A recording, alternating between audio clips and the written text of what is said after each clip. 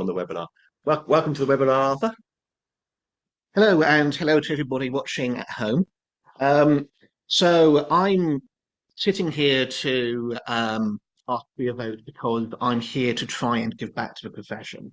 I'm a big believer in not simply qualifying and then earning your money and working out for yourself. I'm a big believer in fostering both widespread knowledge of IP in the wider world and in helping shepherd in the next generation of the profession. Uh, this is why in my past, I've been a visiting lecturer at Brunel. It is also why I'm presently, and for quite some years, since sometime before the pandemic, I've been a marking examiner on VSD4 paper. I think it's so important to not pull up the drawbridge behind you, but to let people in, particularly from that perspective of diversity and inclusion, which so many of the other candidates have been talking about. Because as a profession, we can only really be as diverse as the range of people we allow in through the door in the first place. In terms of my unique qualities as a candidate, I'm unique among the candidates because I'm standing specifically as a substitute member, not for full membership.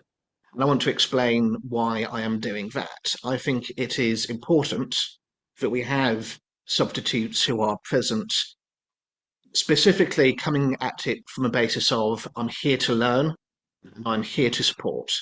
I'm here to support because there'll be a set of six full members elected. And if I'm elected as a substitute, it will be my job as a substitute, I believe, and I think that is the intention of the substitute system, to by and large support that delegation, do the work which the full members do not have the time or capacity to do, and not to set an overall direction of travel for the UK delegation as a whole. And I'm there to learn because I think by observing this sort of institution directly, there really is no substitute for experience. And I think by being there and watching and observing, I get a better idea of here's how council works, here's what council is effective at, here's where reform could make council do better.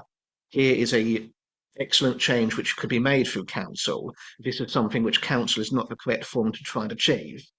And so should I opt to run in a future term as a full member, that'll give me a better basis for standing up and saying, okay, this is a direction I think we can go in, and I think EPI is the right vehicle to do this because.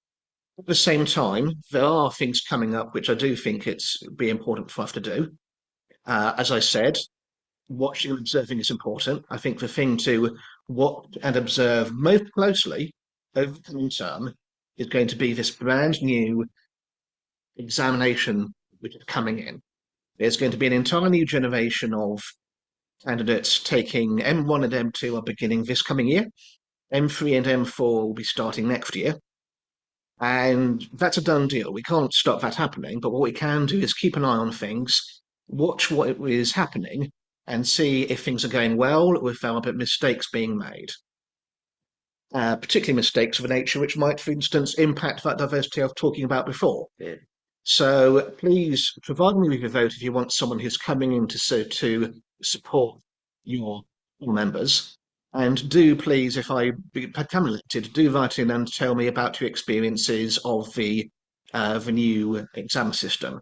Because if we hear about problems, then we can raise problems. And that'll be it for me.